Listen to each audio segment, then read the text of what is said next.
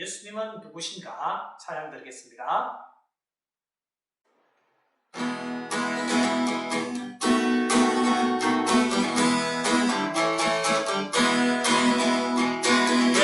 예수님은 누구신가?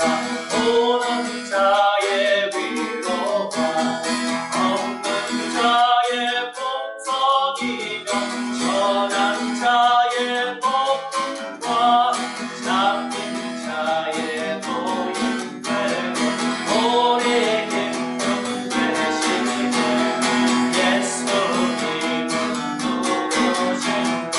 약한 자의 강함과 눈먼 자의 빛이시며 없는 자의 고침과 죽은 자의 부활되고 우리 생명 되시니 예수님은 누구신가?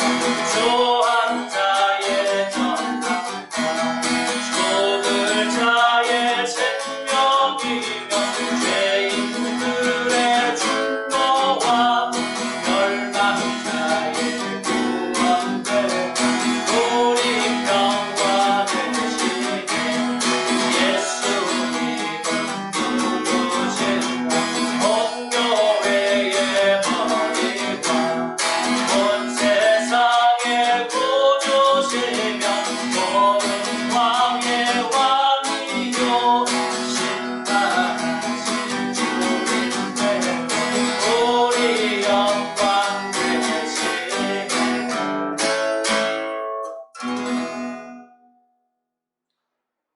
하나님께서 오늘 우리에게 주시는 말씀은 시편 56편 1절에서 13절까지 말씀입니다.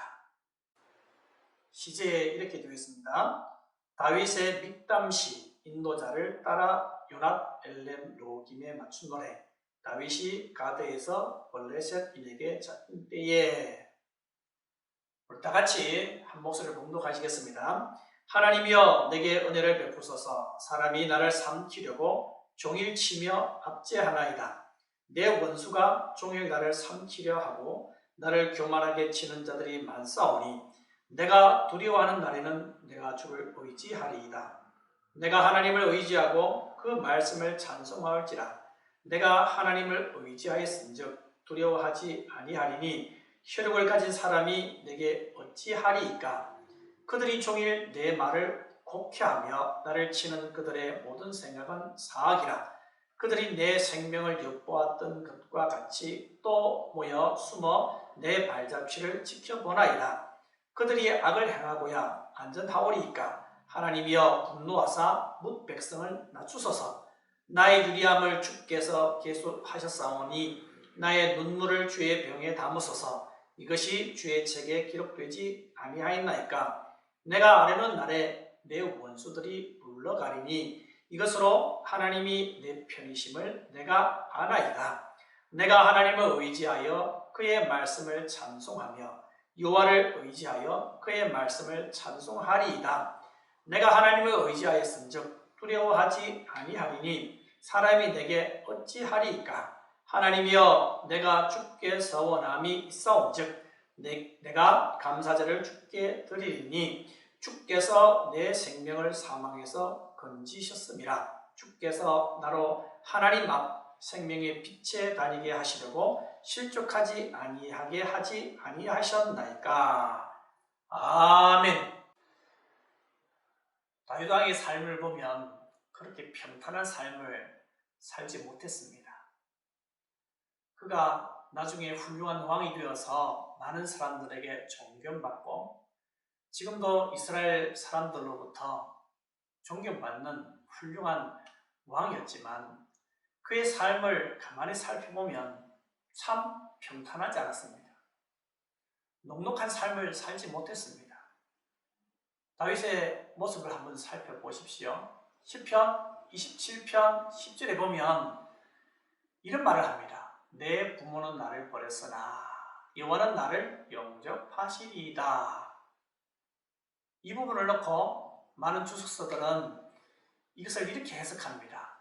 불완전한 인간과 완전하신 하나님에 대해서 비교하여서 하나님께서 결코 떠나지 않고 버리지 않고 이 다윗을 보호하고 계시다 하는 것을 강조하기 위해서 단순하게 비교한 것이다, 그렇게 이야기합니다. 그래서 내 부모는 나를 버렸다 하는 그 표현을 부모님으로부터 사랑받지 못한 다윗의 마음을 이야기하는 것이 아니다, 그렇게 해석을 해놓고 있습니다.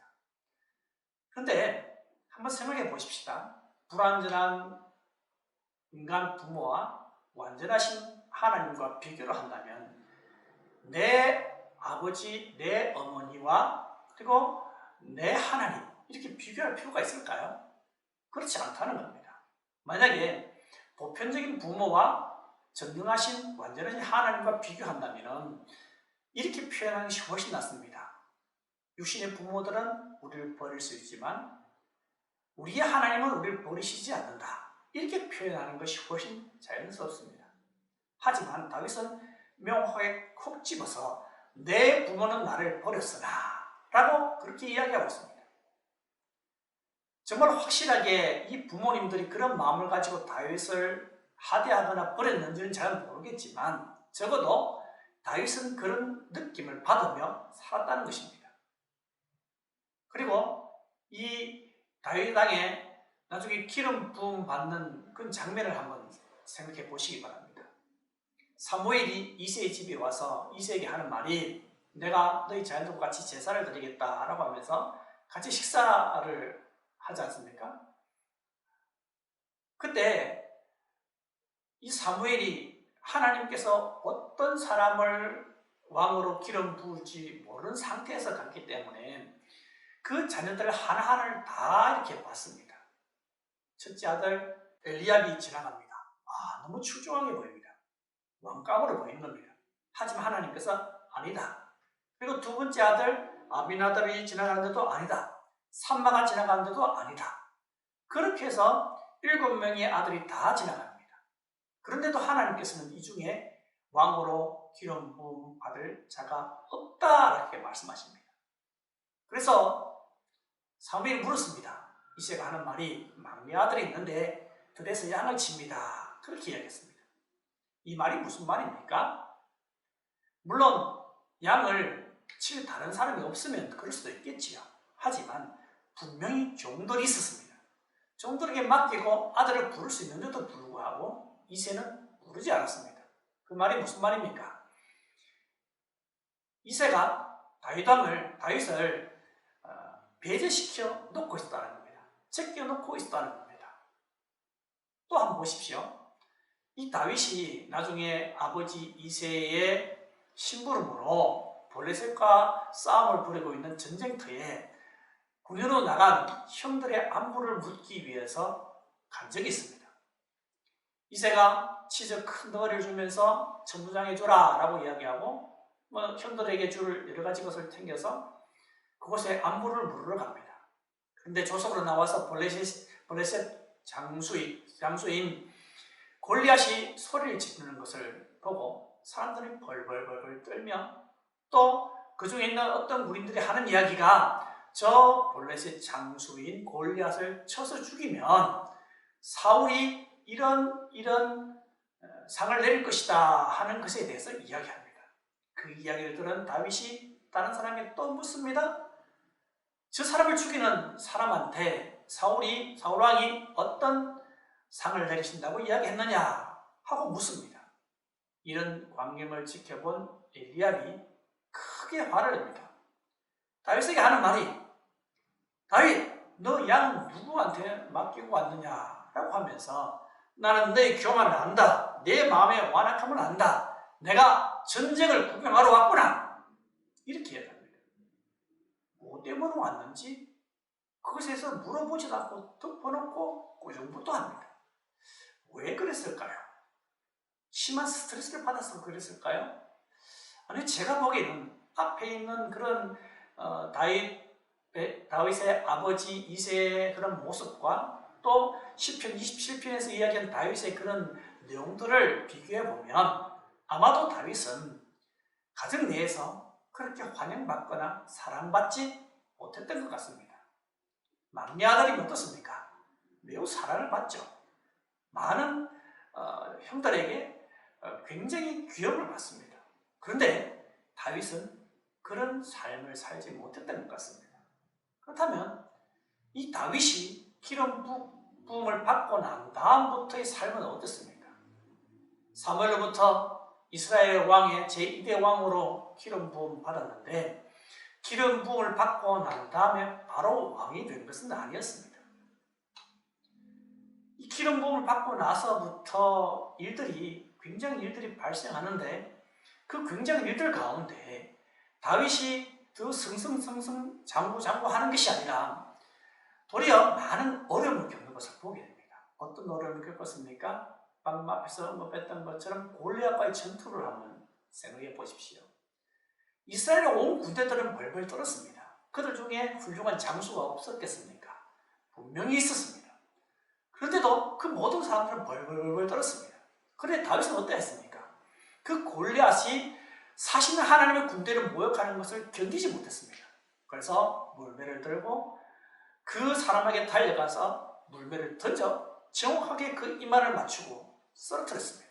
그리고 골리앗의 그 칼을 뽑아서 골리앗을 목을 자릅니다. 굉장히 큰 승리를 했습니다. 이 승리를 하였을 때 여인들이 뭐라고 노래를 부릅니까? 다윗이 죽인 것은 만만이고 사울이 죽인 것은 천천다라고 그렇게 노래를 부릅니다. 사울이 죽인 것은 천천이고 다윗이 죽인 것은 만만이다. 누가 더 잘 싸웠다는 겁니까? 당연히 다윗이 더 잘 싸웠다는 겁니다. 이 이야기를 들은 사울 왕은 그렇게 마음이 좋지 못했습니다. 그래서 그날부터 이 다윗 왕을 죽이기로 작정합니다. 다윗에게 만만을 돌리고 자기한테 천천을 돌렸기 때문에 이제 나의 왕위를 빼앗기는 것밖에 없다는 그런 불안감을 가진 겁니다. 그래서 기회가 되는 대로 또 기회를 만들어서 다윗을 죽이려고 엄청나게 노력합니다. 나중에 이 다윗이 자기의 사이가 되었는데도 불구하고 자기 군대의 장관이 되었는데도 불구하고 이 사울은 다윗을 죽이기 위해서 엄청나게 노력합니다. 여러분, 다윗이 어떤 사람입니까? 지금도 사람들이 입에 다윗의 이름이 오르락내리락합니다. 많은 사람들이 지금도 다윗을 존경합니다. 성경에도 보면 아브라함과 다윗의 자손 예수 그리스도의 세계라라고 하면서 예수님의 족보에도 등장하는 이름입니다. 그런데 이 인생이 가만히 살펴보면 참으로 파란만장한 그러한 삶을 살았던 것을 보게 됩니다. 나중에 왕이 되어서는 자식한테 쫓겨서 왕위에서 벗어나는, 쫓겨가는 그런 신세가 되게 됐습니다. 오늘 본문을 한번 보십시다. 오늘 본문에도 다윗이 어떠한 어려움을 겪고 있는지에 대해서 이야기하고 있습니다. 오늘 본문은 다윗이 왕이 되기 이전에 사무엘로부터 기름 부음을 받고 난 다음에 한참 후에 있었던 일입니다. 그렇다면 한번 보십시다. 이 왕으로 기름 부음 받았으면 그 다음부터 승승장구해야 될 것 아닙니까? 그죠? 골리앗을 쓰러뜨렸습니다. 이제 뭔가 시작되는 것 같습니다. 사람들로부터 존경을 받고 저 사람 대단한 사람이다. 저 사람 왕으로 삼아도 괜찮겠다 하는 그 생각을 그 당시는 하지 않았겠죠. 그래서 뭔가 왕이 될 만한 깃털이 마련되는 듯한 그런 느낌이 듭니다. 하지만 어떠합니까? 그 후의 삶이 너무나 녹록지 않습니다. 오늘 본문의 시제에 이렇게 표현하고 있습니다. 다윗의 믹담시 인도자를 따라 요납 엘렘 르호김에 맞춘 노래. 다윗이 가드에서 몰레셋에게 잡힌 때에 그렇게 기록하고 있습니다. 믹담시라는 것은 금은 황금실을 의미합니다.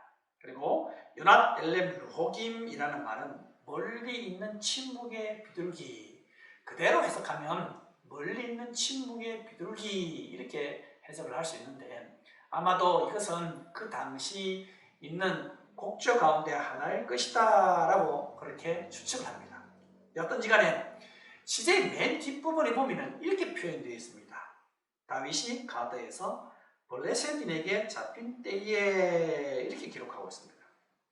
사울을 피하여 다윗이 여러 곳을 전전긍긍하면서 돌아다니다가 도저히 피할 곳이 없으니까 이제는 블레셋 지역에 가드로 갔습니다. 그 가드에 가서 보니까 사람들이 다윗을 알아보는 겁니다. 저 사람 다윗 아니야? 저 사람 사울은 천천히고 다윗은 만만이라고 이야기했던 다윗 아니야? 라고 사람들이 알아보기 시작합니다. 그랬을 때 사람들이 이 다윗을 잡아서 가는데 다윗이 잘못했다가 죽을 지경입니다. 왜냐? 이 블레셋의 장수인 거대한 골리앗을 쓰러뜨린 장본인, 그리고 이 블레셋에게 처절한 패배를 맛보게 만들었던 장본인이기 때문에 끌려가면 죽는 겁니다. 그렇다면 이 다윗이 어떻게 해야겠습니까? 벗어나야겠죠. 어떻게 벗어납니까? 벗어날 수 있는 방법이 무엇입니까? 다윗이 생각해낸 묘안은 무엇이었습니까? 미친 채 하는 겁니다. 침을 질질 흘려서 수염이 흘러내리게 만들고 대문짝에 끄적끄적거리면서 말도 좀 했겠죠, 그죠? 알 수 없는 의미 없는 그런 말들도 내뱉을 수도 있을 것입니다. 그렇게 미친 채 하면서 그 위기를 모면합니다. 목숨을 부지하기 위해서 미친 채를 했다. 여러분, 참 그죠? 왕으로 기름 부음 받은 사람인데 사울왕에게 쫓겨서 블레셋이라는 곳에 가드로 갔는데 그곳에서도 사람들이 알아봐서 그 위기를 모면하기 위해서 미친 채 하며 그 곳을 벗어났다. 참으로 안타까운 일이 아닐 수 없습니다.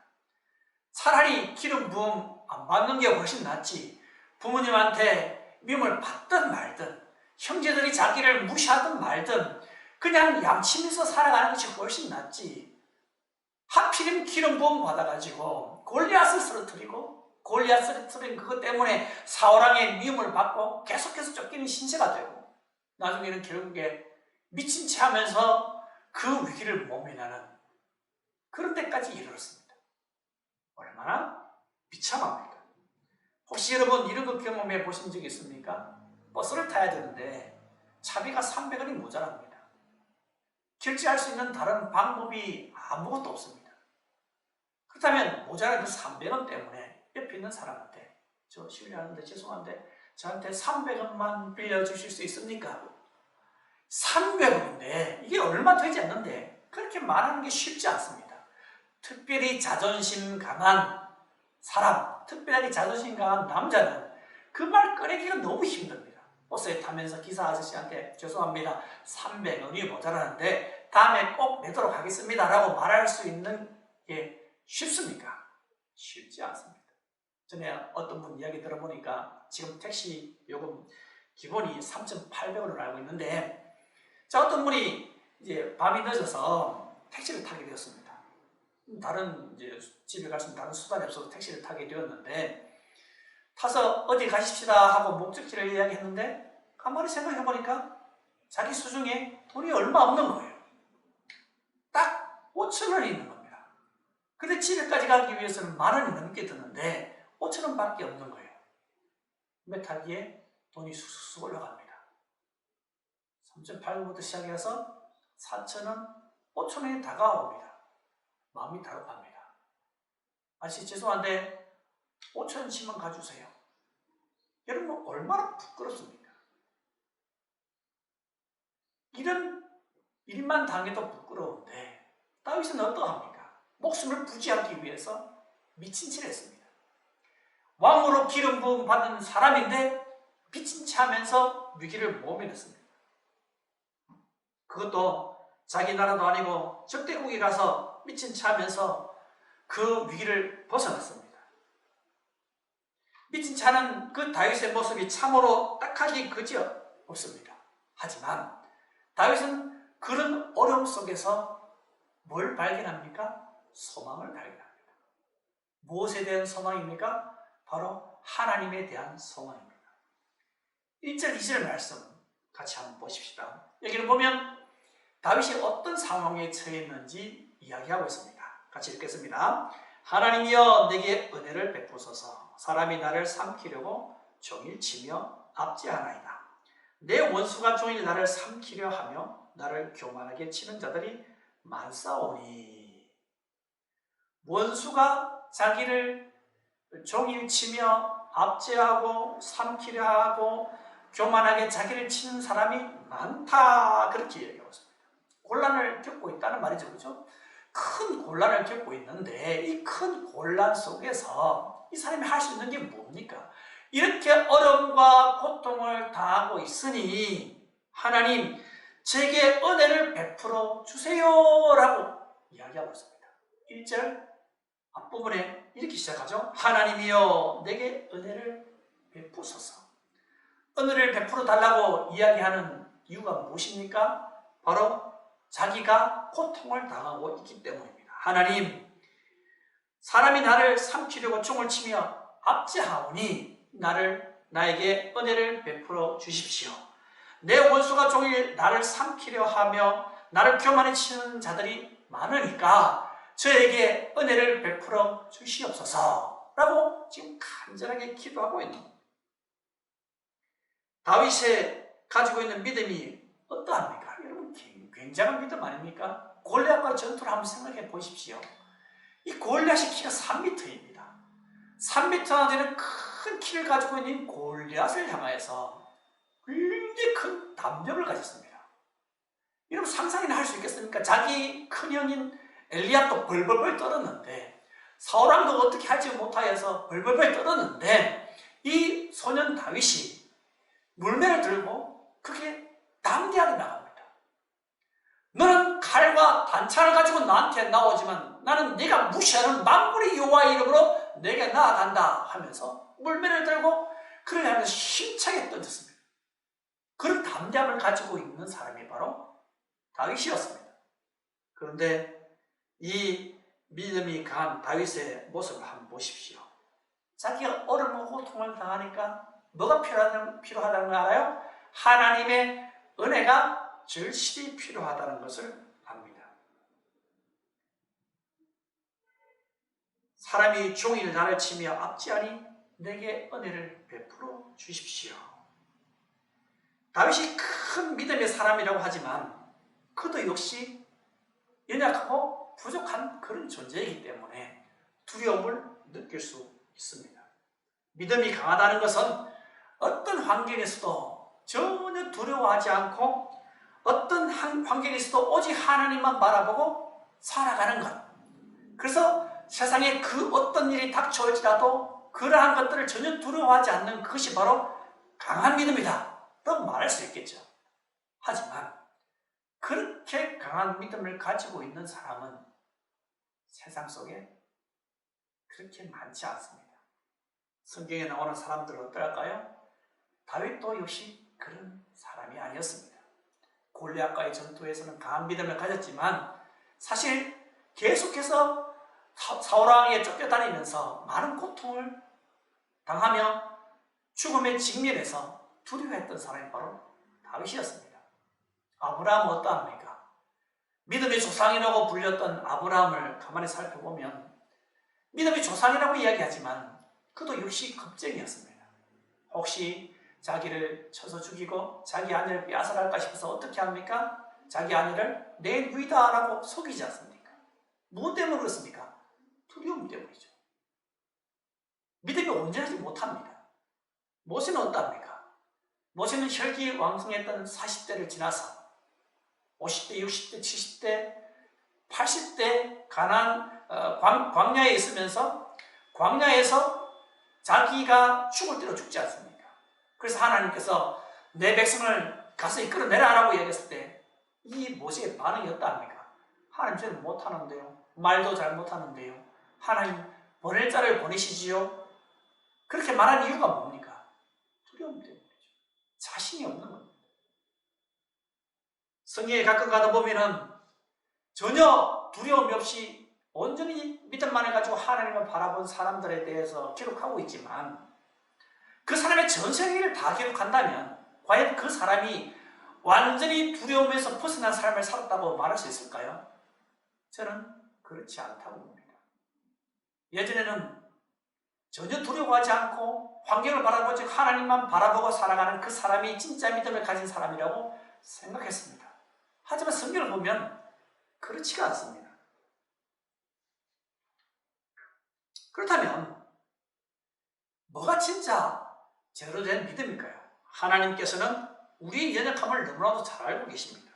그래서 어려움이 닥치게 되면 자신의 그 연약한 모습으로 인해 괴로워하면서 자신이 믿음이 없다고 자책하는 우리의 모습을 너무나 잘 알고 계십니다. 하지만 우리가 믿음 없음을 바라보고 자책만 하고 있어서는 안 됩니다. 우리의 믿음 없는 모습, 원수들을 향해서 미워하는 모습, 억울해하는 모습, 답답해하는 그런 모습들을 있는 그대로를 가지고 하나님께 나아가야 합니다. 하나님, 저 원수 자기 올무에 빠지게 해주십시오. 하나님, 저 원수가 나를 넘어뜨리기 위해서 올무를 놓았습니다. 도리어 그 올무에 저 사람이 걸리게 해주십시오. 하나님, 저 자손들은 번성하지 못하게 도와주십시오. 대대로 다 망하게 도와주십시오. 여러분, 이 기도가 사실 우리의 마음이지 않습니까? 그런데 이런 기도가 시편에는 굉장히 많이 등장합니다. 이렇게 기도한다고 해서 하나님께 하시는 말씀이, 야, 순서봐, 너 정말로 믿음 없다. 너 믿음이 그렇게밖에 되지 않아? 너 어쩌면 그렇게 믿음 없고 사랑 없는 그런 기도를 할 수 있어? 이렇게 책망하실 것 같습니까? 우리가 보기에는 그렇게 기도하는 것이 믿음 없는 것 같고 믿음 없는 행위인 것 같이 보일지는 모르겠지만 하나님께서는 우리의 솔직한 모습을 보기를 원하십니다. 7절 말씀을 한번 읽어보도록 하겠습니다. 그들이 악을 행하고야 안전하오리까 하나님이여 분노하사 뭇 백성을 낮추소서. 이 7절의 맨 마지막 부분 낮추소서라는 이 부분을 다른 성경에서는 이렇게 번역하고 있습니다. 공동번역 성서에서는 멸하소서, 표준 세번역 성경에서는 멸망시켜 주십시오. 킹 제임스 버전 함정역에서는 내던지소서 이렇게 번역을 해가고 있습니다. 이 말이 무슨 말입니까? 다윗이 하는 말이 원수들이 나에게 악을 행하니 이 원수들을 멸망시켜 주십시오라고 자신이 가지고 있는 마음을 솔직하게 하나님께 내려놓고 있습니다. 다윗은 자신이 두려워한다는 것에 대해서 스스럼없이 이야기합니다. 4절, 11절 말씀을 읽어보면 공통적으로 나오는 표현이 있습니다. 그 표현이 뭐냐면 바로 두려워하지 않겠다 하는 표현입니다. 다윗이 이렇게 이야기한 이유가 무엇이겠습니까? 자기 속에 정말로 충만한 믿음이 생겨서 두려움이 조금 더 생기지 않았기 때문에 그렇게 말했을까요? 그렇지 않습니다. 하나님을 의지하기 때문에 내 속에 두려움이 완전히 사라졌다라고 이야기하는 것이 아닙니다. 여러분, 우리 인간 속에 있는 두려움이 쉽게 사라지겠습니까? 두려움 없어, 할 수 있어, 할 수 있어, 할 수 있어, 할 수 있어 라고 말하면 두려움이 사라집니까? 아니요, 그렇지가 않습니다. 우리 속에는 항상 두려움이라는 게 있습니다. 그래서 믿음이 있는 것 같지만 어려움을 당하게 되면 그 두려움을 느끼는 것 때문에 믿음이 다 사라진 것 같은 그런 느낌마저 듭니다. 사람의 인식 범위가 어떠합니까? 극히 제한적입니다. 생각도 극히 제한적입니다. 그렇기 때문에 우리 인간 하나님께서 도대체 어떤 일을 행하실지 내 삶을 어떻게 인도해 가실지에 대해서 알 수가 없습니다. 만약 하나님께서 내 삶을 어떻게 인도해 가실지 앞으로의 일들을 내가 추측해보고 알 수 있다면 두려움에 대해서 많은 극복을 할 수 있을 것입니다. 하지만 우리는 어떠합니까? 생각도 육신도 약하고 온전하지 못하여서 항상 두려워하는 겁니다. 다윗도 역시 그런 두려움이 있는 겁니다. 다만 다윗은 그런 큰 두려움이 있기는 하지만 하나님을 의지하여 이제 두려워하지 않겠다 하고 신앙 고백을 하고 있습니다. 두려워하지 않고 온전히 하나님을 바라볼 존재는 그렇게 많지 않습니다. 하지만 거룩한 결단을 하는 겁니다. 내가 하나님만 바라보고 있다. 여러분 3절의 말씀 한번 보십시오. 3절에 보면은 다윗이 이렇게 표현합니다. 내가 두려워하는 날, 그렇게 이야기합니다. 다윗이, 이 천하의 다윗이 골리앗 앞에서도 전혀 쫄지 않고 담대하게 나가서 이겼던 이 다윗이 내가 두려워하는 날에 하나님을 의지하겠다, 그렇게 이야기하고 있습니다. 그 말이 무슨 말입니까? 두려움이 있다는 것이죠. 이 당시 미친 채 하면서 위기를 모면했을 이 당시에는 다윗이 함께한 사람이 없었습니다. 원래 다윗을 따르는 사람이 참 많았는데 이때는 혈혈단신이었습니다. 아무도 따라다니는 사람이 없었던 그런 시기입니다. 얼마나 큰 두려움이 있었겠습니까? 많은 사람들은 이런 두려움 속에 쌓이게 되면 인간적인 방법으로 문제를 해결하려고 합니다.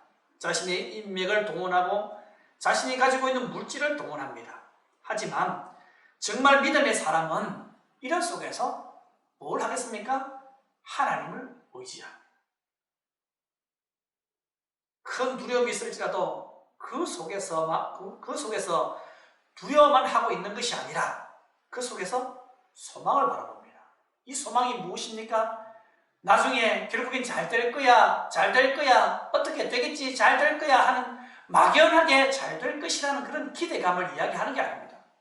이 소망은 막연하게 뭔가 잘 될 것이라는 그러한 것이 아니라 바로 하나님 자체가 소망입니다. 다윗에게 있어서 소망은 하나님 그 자체였습니다. 어렵고 힘들 때, 두려울 때 다윗은 하나님을 의지할 것을 확고히 이야기하고 있습니다.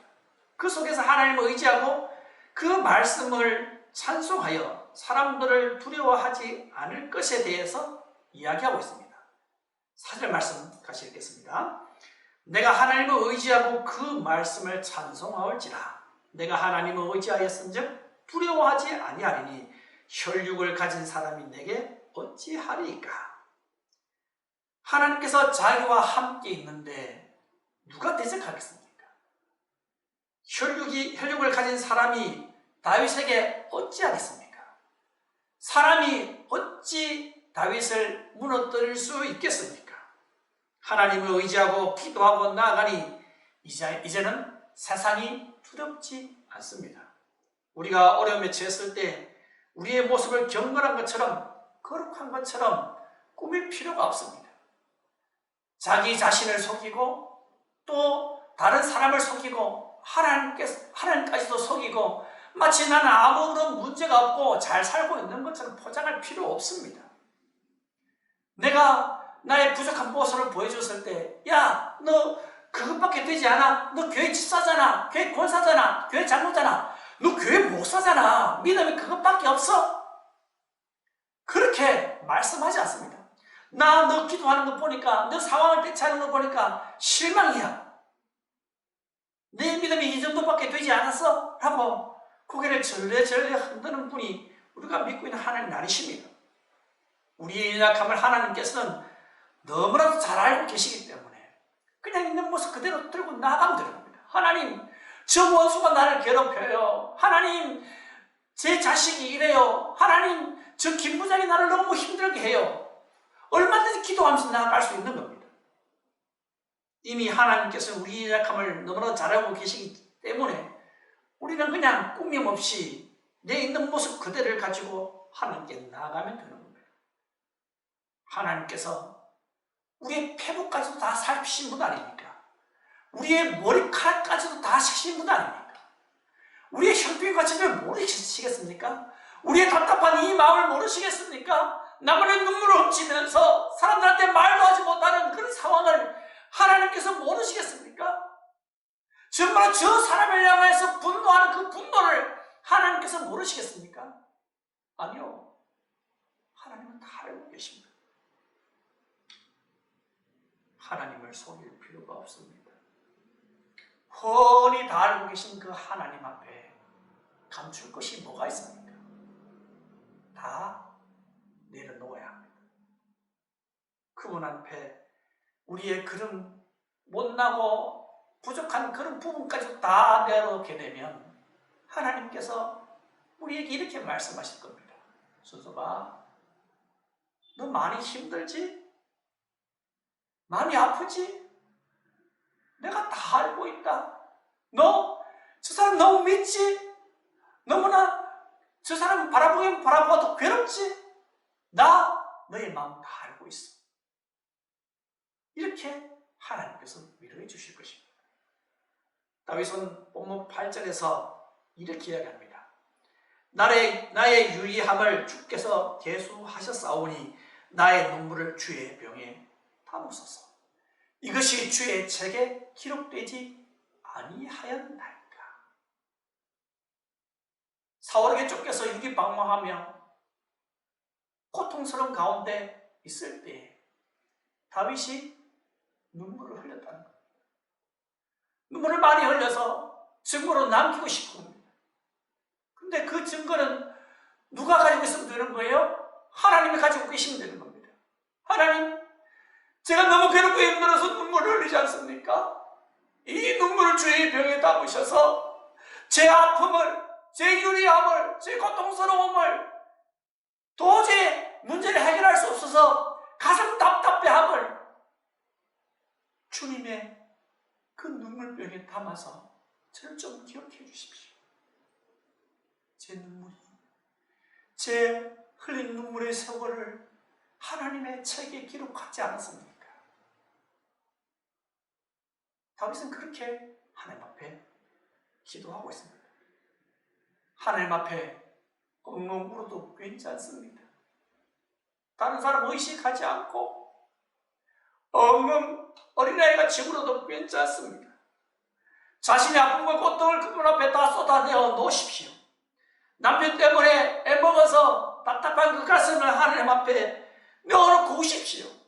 문제가 해결되지 못한 것 때문에, 가족의 불친병 때문에 고통스러운 그것 때문에, 또 관계가 회복되지 않아서 고통스러운 그것 때문에 하나님 앞에 엉엉 넣어놓고 우십시오. 그러면 하나님께서 결국에는 우리를 고쳐주시고 새롭게 할 능력을 주실 것입니다. 이 은혜가 우리에게 있기를 소원합니다. 찬송가 405장 주의 친절한 팔에 안기세 찬양 드리겠습니다.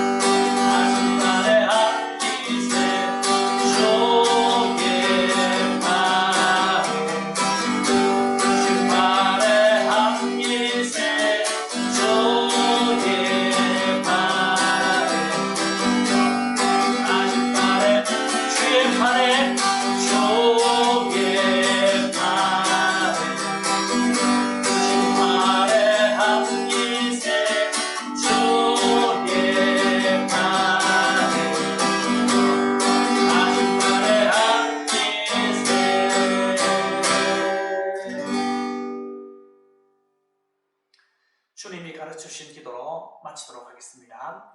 하늘에 계신 우리 아버지여, 이름이 거룩히 여김을 받으시오며 나라가 임하시오며 뜻이 하늘에서 이루어진 것 같이 땅에서도 이루어지이다.